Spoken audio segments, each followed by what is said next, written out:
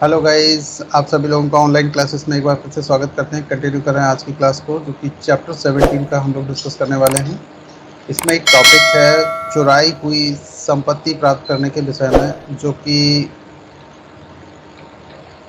Of receiving of the receiving of stolen property, यानी कि section 410 से लेकर के ये जो 414 तक इसके सेक्शन डिफाइन किए गए।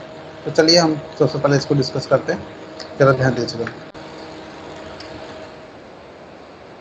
ये सेक्शन 410 पर एक नज़र डालिए। चुराई हुई संपत्ति क्या है, इसके बारे में क्या क्या रहेंगे देखिए।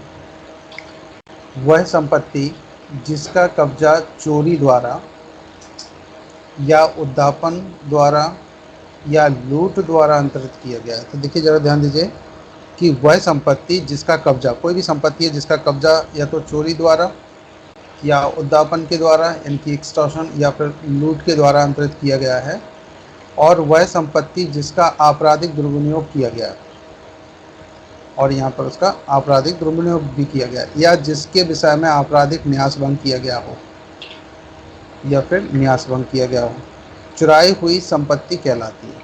क्या कहलाती है? चुराई हुई संपत्ति। देखिए, इसमें कौन कौन से पॉइंट्स इंक्लूड किए गए, जरा ध्यान दीजिएगा आप लोग। सबसे पहले यहाँ पर बात करेंगे कि जिसका कब्जा चोरी द्वारा या उद्यापन के द्वारा या लूट के द्वारा अंतरित किया गया है, और जिसका आपराधिक दुर्विनियोग भी किया गया हो या फिर जिसका आपराधिक न्यास भंग किया गया है, और चुराई हुई संपत्ति कहलाती है। अब जरा ध्यान दीजिएगा, चाहे वह अंतरण या वह दुर्विनियोग या न्यास भंग भारत के भीतर किया गया हो या बाहर, मतलब ये जो ऑफेंस है, चाहे तो वो भारत के भीतर किया गया हो या भारत से बाहर किया गया हो, किंतु यदि ऐसी संपत्ति तत्पश्चात ऐसे व्यक्ति के कब्जे में पहुंच जाती है जो उसके कब्जे के लिए वैध रूप से हकदार है, तो वह चुराई हुई संपत्ति नहीं रह जाती है। अब देखिए, ज़रा ध्यान दीजिए, क्या कहा गया कि संपत्ति मान के चलते हैं ए नाम के व्यक्ति की है, और इसी से कोई संपत्ति चोरी हुई, या फिर इसके बाद इस संपत्ति को किसी ने लूट लिया, और या फिर इसको उद्यापित करके, मतलब इसको एक्सटॉर्शन करके कोई संपत्ति प्राप्त की गई, किससे? ए नाम के व्यक्ति से। और यहाँ पर ये कार्य करने वाले हैं WXYZ, ये 4 लोग मान के चलते हैं ये हैं। इनसे ये संपत्ति चोरी हुई, लूट हुई, फिर इसके बाद या कुछ भी होता हुआ ये संपत्ति या इसका आपराधिक दुर्विनियोग किया गया या आपराधिक न्यास भंग किया गया, इन सभी सिचुएशन से ये प्रॉपर्टी लौट करके वापस ए तक पहुँच जाती है। तो यहाँ पर क्या हो जाएगा, फिर ये चुराई हुई संपत्ति नहीं रह जाएगी। ठीक है। अब इसमें क्या क्या किया गया देखिए, जरा ध्यान दीजिए। जैसे ही जो ये ए नाम का व्यक्ति है, इसके यहाँ से संपत्ति चोरी हुई तो ये चोरी का विषय हो गई। अगर इससे लूट की गई थी तो ये लूट का विषय हो गई। अगर इसे उद्यापित करके ली गई थी, डरा धमका करके ली गई थी, और इसका अगर आपराधिक न्यास भंग किया गया था या आपराधिक न्यास भंग के बाद में ये संपत्ति सीधी वापस से ट्रांसफ़र हो जाती है किसको? जिस व्यक्ति की ये थी उसको। तो फिर ये अब चुराई हुई संपत्ति नहीं होगी। और जैसे ही अगर इसे पहले ए नाम के व्यक्ति से सीधे सीधे संपत्ति जब चुराई गई, यहाँ डब्लू ने या एक्स ने या वाई ने या जेड ने या इन सब ने मिल करके इसके साथ चोरी की हो, लूट की हो, उद्यापित किया हो या आपराधिक न्यास भंग किया हो, तो इन सभी सिचुएशन में आप देखेंगे कि ये संपत्ति यहाँ पर चोरी का विषय हो जाती है, चुराई हुई संपत्ति कहलाएगी। कौन सा सेक्शन पढ़ रहे हैं आप? 410। आप जरा इस पर चलते हैं सीधे, देखिए, ज़रा ध्यान दीजिए। तो चुराई हुई संपत्ति से मतलब क्या है कि देखिए, वह संपत्ति जिसका कब्जा चोरी द्वारा लिया गया हो, उद्यापन के द्वारा लिया गया हो, लूट द्वारा अंतरित किया गया हो किसी भी व्यक्ति को। अब वह संपत्ति जिसका आपराधिक दुर्विनियोग भी किया गया या आपराधिक न्यास भंग भी किया गया है, तो ये संपत्ति क्या मान ली गई? अब चुराई हुई कहलाती है। अब ये इस सिचुएशन में, चाहे देखिए ये ऑफेंस, इसमें ये भी कहा गया कि ये चाहे भारत के बाहर हो या भारत के भीतर हो, ये इस ऑफेंस इस सेक्शन के अकॉर्डिंग कवर की जाएगी, सेक्शन 410 के अकॉर्डिंग। किंतु यदि ऐसी संपत्ति तत्पश्चात ऐसे व्यक्ति के कब्जे में पहुंच जाती है, ये घूम करके फिर से उसी व्यक्ति के पास पहुंच जाती है। जैसे ए की संपत्ति थी, ए के पास ही पहुंच जाती है। मान लो ए की संपत्ति इससे चुराई गई या इससे लूट किया गया किसी भी कारण से, और वापस से ये ए के पास पहुंच जाती है, तो ये संपत्ति क्या हो जाता है? जो उसके कब्जे का वैध रूप से हकदार हो, तो वह चुराई हुई संपत्ति नहीं रह जाती है। तो ये कौन सा सेक्शन पढ़ा थे आप? सेक्शन 410। अब चलिए जरा इसका इंग्लिश वर्जन भी थोड़ा सा देख लेते हैं। यहाँ जो हम लोग डिस्कशन करने वाले हैं of the receiving of stolen property, जो चुराई हुई संपत्ति है उसके बारे में। आप जरा ध्यान दीजिएगा, सेक्शन 410 में स्टॉलन प्रॉपर्टी की बात कर रहे हैं। Property the possession whereof has been transferred by theft. जो प्रॉपर्टी है the possession whereof has been transferred by theft or by extortion or by robbery, and property which has been criminally misappropriated or in respect of which criminal breach of trust, और इसके बाद इसका criminal breach of trust होता है। आप जरा ध्यान दीजिएगा, has been committed is designated as stolen property, तो इसे क्या कहा जाएगा? stolen property। इसमें देखिए पॉइंट्स कौन कौन से हैं, ज़रा ध्यान दीजिएगा। अगर ये थेफ्ट के द्वारा ट्रांसफ़र की गई, इस पर पोजीशन किया गया। सेकंड नंबर पॉइंट एक्सटॉर्शन किया गया। थर्ड नंबर पॉइंट रोबरी की गई, या फिर क्रिमिनली मिसएप्रोप्रिएटेड किया गया, या फिर यहाँ पर क्रिमिनल ब्रीच ऑफ ट्रस्ट किया गया। 5 नंबर पॉइंट। तो इन सभी सिचुएशन में इसको क्या माना जाएगा? It is the stolen property.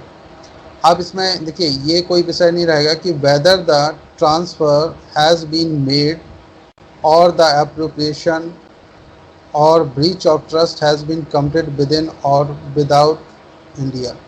ये मैटर नहीं है कि ये इंडिया में ऑफेंस किया गया या फिर आउट ऑफ इंडिया किया गया, दोनों जगह पर ये सेक्शन कवर करेगा इसको। जरा ध्यान दीजिएगा। Next, but if such property subsequently come into the possession of the legal entitled to the possession thereof, अगर ये लीगल इंटाइटल में आ जाता है, जिसका लीगली हक है, उस व्यक्ति के पर्सन के पास ये सब प्रॉपर्टी वापस आ जाती है, तो क्या होगा?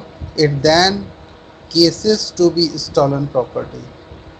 तो उस सिचुएशन में इसको स्टॉलन प्रॉपर्टी नहीं कहा जा सकता। चलिए सेक्शन 411 में ज़रा ध्यान दीजिएगा। चुराई हुई संपत्ति को बेईमानी से प्राप्त करना। अगर कोई संपत्ति चुराई गई है और उसे कोई बेईमानी से प्राप्त कर लेता है, तो इस सिचुएशन में उसको कितना पनिशमेंट मिल सकता है? तो देखिए ज़रा ध्यान दीजिएगा, जो कोई चुराई हुई संपत्ति को यह जानते हुए या विश्वास करने का कारण रखते हुए कि वह चुराई हुई संपत्ति है, उसको ये पता है कि ये संपत्ति जो है ना वो चुराई हुई संपत्ति है। चुराई हुई संपत्ति में वो सभी हो जाएंगे, या तो क्या क्या हो, चोरी की गई हो, लूट की गई हो, और क्या क्या हो सकता है, आपराधिक दुर्विनियोग किया गया हो, आपराधिक न्यास भंग किया गया हो, या फिर उसे उद्यापित किया गया हो। ये दोनों ये पांचों सिचुएशन में से कोई अगर संपत्ति कोई प्राप्त करता है, तो यहाँ पर मान लिया जाएगा कि ये चुराई हुई संपत्ति है। आप जरा ध्यान दीजिएगा थोड़ा सा।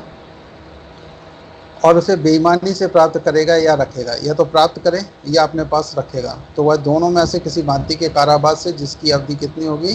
3 वर्ष तक की हो सकेगी, या फिर जुर्माने से, या फिर दोनों से दंडित किया जाएगा। तो देखिए ज़रा ध्यान दीजिए क्या कहा गया, चुराई हुई संपत्ति को बेईमानी से प्राप्त करना। तो सेक्शन आप पढ़ रहे हैं 411। आपने 410 में पढ़ा कि कोई चुराई हुई संपत्ति क्या होगी और किस टाइप से उसको कहा जाएगा कि वो चुराई हुई संपत्ति है, और उसका पनिशमेंट कहाँ दिया गया? सेक्शन 411 में। कितना दिया गया?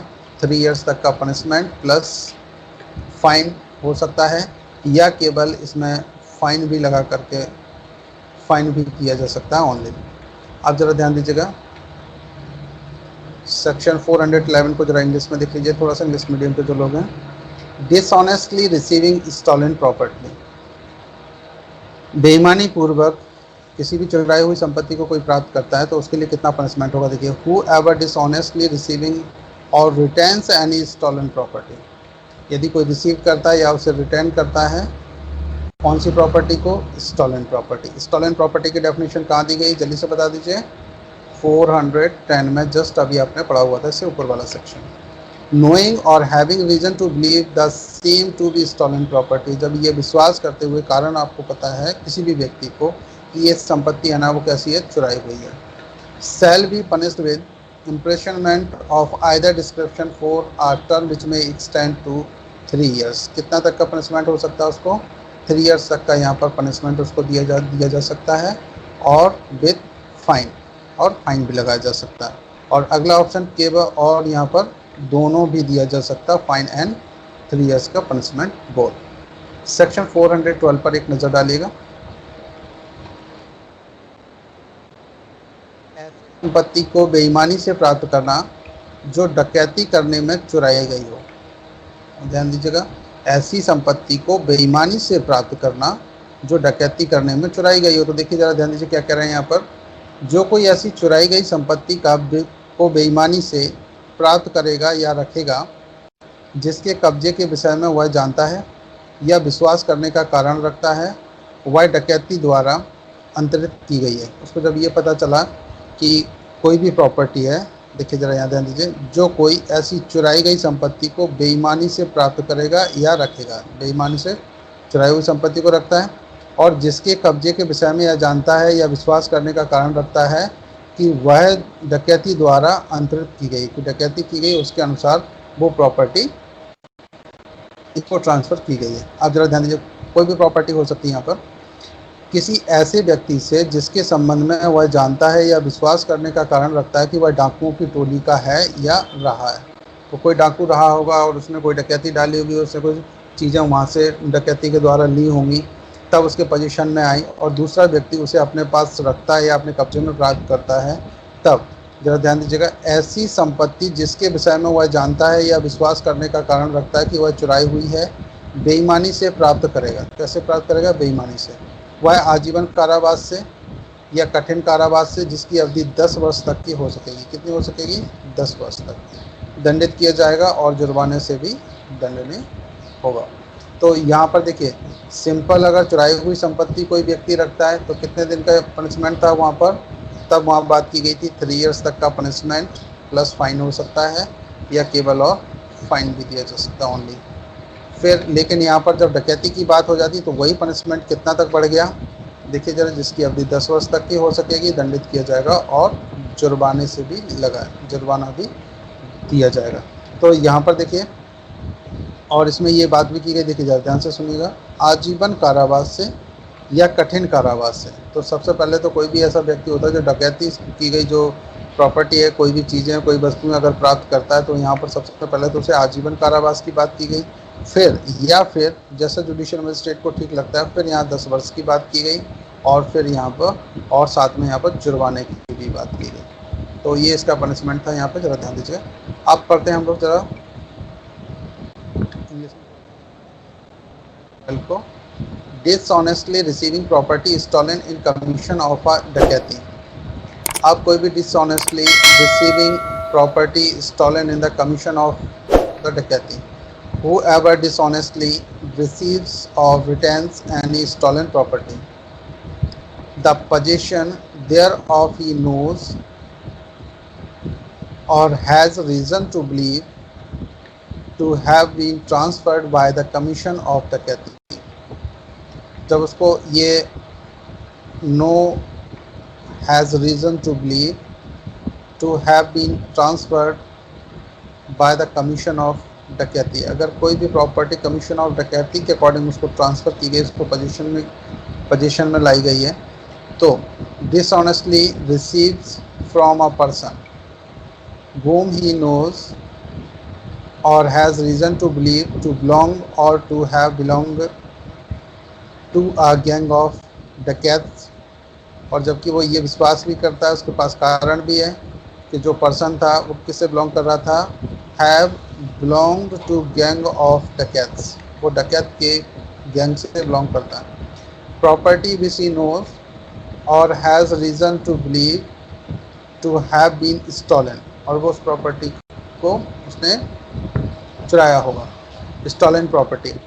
अब देखिए, has be shall be punished with imprisonment for life, तो उसको कितना पनिशमेंट मिलेगा, जरा ध्यान दीजिएगा। अगर कोई व्यक्ति रखता है यहाँ पे तो इम्प्रेशनमेंट फॉर लाइफ, और with rigorous imprisonment for a term which may extend to 10 years. Rigorous punishment कितने तक का हो सकता है उसको, और या तो देखिए आजीवन कारावास इम्प्रेशनमेंट फॉर लाइफ, और with rigorous imprisonment for term which may extend to 10 years, और 10 साल तक का कठिन कारावास। एंड सेल ऑल्सो भी लाइबल टू फाइन, और उसे फाइन भी लगाया जा सकता है अगर कोई व्यक्ति dishonestly receiving property stolen in the commission of dacoity, अगर डकैती के कमीशन में कोई चुराई हुई संपत्ति और बेईमानी पूर्वक है तो कितना पनिशमेंट मिलेगा, या तो इम्प्रेशनमेंट फॉर लाइफ और with rigorous imprisonment for a term which may extend to 10 years and shall also liable to fine. चलिए सेक्शन नंबर 413 पर एक नजर डालिए। चुराई हुई संपत्ति का अभ्यस्ता व्यापार करना। अब जो चुराई हुई संपत्ति थी, अगर कोई व्यक्ति उसे व्यापार करने लग जाता है, बेचने लग जाए उसको, और उसे कोई धन कमाने की सोचे, तो उसको यहाँ पर कितना पनिशमेंट मिलेगा, तो ज़रा ध्यान दीजिएगा। यहाँ पर जो कोई ऐसी संपत्ति जिसके संबंध में वह यह जानता है या विश्वास करने का कारण रखता है कि वह चुराई हुई संपत्ति है, अभ्यस्ता प्राप्त करेगा या अभ्यस्ता उसमें व्यवहार करेगा, वह आजीवन कारावास से या दोनों में से किसी भांति के कारावास से जिसकी अवधि 10 वर्ष तक की हो सकेगी, कितनी होगी, 10 वर्ष तक, दंडित किया जाएगा, और जुर्माने से भी दंडनीय होगा। तो यहाँ पर 10 वर्ष तक का उसको पनिशमेंट दिया जाएगा और जुर्माने से भी उसको दंडनीय किया जाएगा। तो यहाँ पर ज़रा ध्यान दीजिएगा, चुराई हुई संपत्ति का कोई अभ्यस्ता व्यापार करता है। भाई एक बार चोरी हुई और उसने गलती से खरीद के बेच दिया, ठीक है, दोबारा फिर बेच दिया, 3 बार और बेच दिया, तो ये क्या हो जाते हैं, ये अभ्यस्ता हो जाते हैं, हैबिचुअली हो जाते हैं, और व्यक्ति की कम दाम में खरीद कर ज़्यादा ऊंचे दाम में उसको बेच देते हैं, ज़्यादा से ज़्यादा दाम में बेचने की कोशिश करते हैं। तो इसका मतलब ये है कि ये इनको अच्छा मुनाफा हो जाता है, इसलिए ऐसे बिजनेस में ये उतर जाते हैं। तो चलिए ज़रा ध्यान दीजिए, इंग्लिश में भी थोड़ा सा देख लेते हैं।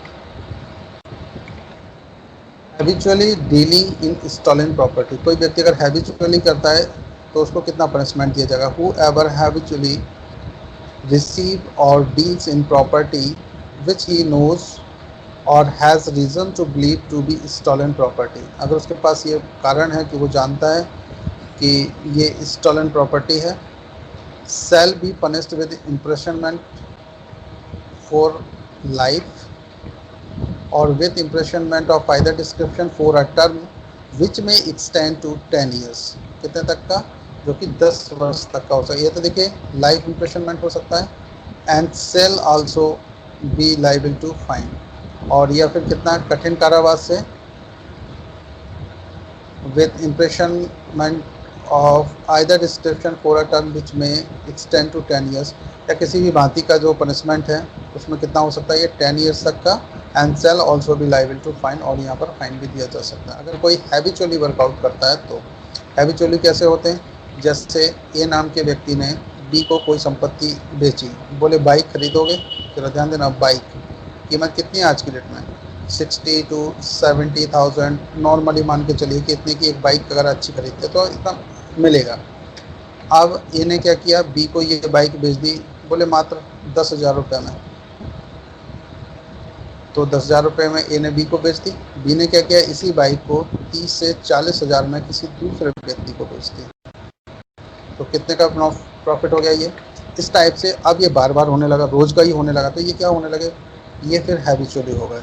तो इनको कहा जाएगा सेक्शन 413 में, ये जो वर्कआउट करें habitually dealing in stolen property, कोई कुछ भी हो सकता है, सोना भी हो सकता है, गाड़ियाँ भी हो सकती हैं, या किसी भी तरह की भी प्रॉपर्टी की हम लोग यहाँ पर बात कर सकते हैं। तो ज़रूरी नहीं है कि वो केवल इतना ही हो, इसके अलावा भी। आवाज़ क्लियर है आप लोगों को, एक बार जल्दी से बता दो please. Yes sir. Yes sir, clear है। ओके, सेक्शन 414 पर एक नज़र डालिए।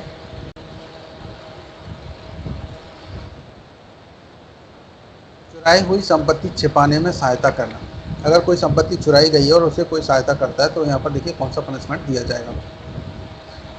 जो कोई ऐसी संपत्ति को छिपाने में या व्यनित करने में या इधर उधर करने में स्वेच्छा सहायता करेगा, मतलब वॉलंटरली हेल्प करेगा, जिसके विषय में वह यह जानता है या विश्वास करने का कारण रखता है कि वह चुराई हुई संपत्ति है, वह दोनों में से किसी भांति के कारावास से जिसकी अवधि 3 वर्ष तक की हो सकेगी या जुर्माने से या दोनों से दंडित किया जाएगा। तो देखिए जरा यहाँ ध्यान दीजिए, कोई जब चुराई हुई संपत्ति है और किसी व्यक्ति को इसके बारे में पता है और उसको छुपाने में और बयानित करने का मतलब ये होता है कि कोई भी व्यक्ति कहीं पर भी उसे बेचता है, किसी को डोनेट करता है या कुछ भी काम करता है जिससे वो चुराई हुई संपत्ति ना रह जाए। जब उसको लगे कि ये चुराई हुई संपत्ति अब नहीं है, अब ये बिल्कुल फ्रेश हो गई है, तो इस टाइप से करने के लिए लोग उसको यूज़ करने की कोशिश करते हैं। जैसे कहीं से किसी ने सोना चोरी किया तो क्या करेगा, उसको बेचने की कोशिश करता है, कहीं छिपाने की कोशिश करेगा। तो अगर कोई व्यक्ति उसको बेचने में हेल्प कर रहा है तो इसका मतलब वो क्या कर रहे हैं, यहाँ बेनित करवा रहा है यहाँ पर, और या इधर उधर करने में स्वेच्छा सहायता करेगा, और जिसके विषय में यह जानता है या विश्वास करता है कि वह चुराई हुई संपत्ति है। और जो चुराई हुई संपत्ति की डेफिनेशन कहाँ दी गई है, सेक्शन 410 में, आपने जस्ट अभी पढ़ा हुआ था। वह दोनों में से किसी भांति के कारावास से जिसकी अवधि 3 वर्ष तक की हो सकेगी, या जुर्माने से या फिर दोनों से दंडित किया जाएगा। जरा इंग्लिश में भी देख लीजिए यहाँ पर सेक्शन 414 में, assisting in concealment of stolen property. Whoever voluntarily assists in concealing or disposing of or making away with property which he knows or has reason to believe to be stolen property shall be punished with imprisonment of either description for a term which may extend to 3 years or with fine or both। तो यहाँ पर देखिए, जब punishment की भी बात कर ली हम लोगों ने, एक बार थोड़ा सा इसको ध्यान से देखिएगा फिर से, मैं रिपीट कर रहा हूँ इसके कुछ पॉइंट्स पर। सेक्शन आप पढ़ रहे हैं 414, assisting in concealment of stolen property. आप इसे कहीं पर भी, आप किसी भी व्यक्ति को अगर असिस्ट करते हैं, किसके लिए, कंसीलमेंट ऑफ स्टॉलन प्रॉपर्टी, यानी प्रॉपर्टी को कहीं छुपाना है, उसको कहीं यूज़ करने के पॉइंट ऑफ व्यू से या किसी भी कारण से। देखिए क्या कह रहे हैं, whoever voluntarily assist, वॉलंटरी मतलब स्वेच्छा अगर किसी व्यक्ति को असिस्ट कर रहे हैं उस कंडीशन में, इन कंसीलिंग और disposing of or making away with property. आप जरा ध्यान दीजिएगा, किसी भी प्रॉपर्टी को कंसील करना चाहते हैं या डिपॉजिट कहीं करना चाहते हैं या किसी भी रूप में उसे कहीं पर भी यूज़ करने के पॉइंट ऑफ व्यू से उसको बनाना है, तो फिर विच ही नोज और हैज़ रीज़न टू बिलीव, जिसको ये पता है कि वो संपत्ति क्या है, स्टॉलन प्रॉपर्टी है, shall be punished with imprisonment of either description for a term which may extend to 3 years, जो कि 3 वर्ष तक का उसको कारावास हो सकता है, और विथ फाइन, और फाइन भी लगाया जा सकता है। तो बोथ यानी कि दोनों, फाइन और प्लस 3 इयर्स का पनिशमेंट, ये दोनों दिया जा सकता है। तो ये केवल 4 सेक्शन थे यहाँ पर जो कि स्टॉलन प्रॉपर्टी से रिलेटेड थे। ये आपका यहाँ पर कंप्लीट हो गया है। इससे रिलेटेड किसी को कुछ क्वेश्चन पूछना हो तो बताइए जल्दी से। नहीं, किसी को कुछ क्वेश्चन पूछना है इससे रिलेटेड? No sir. नहीं,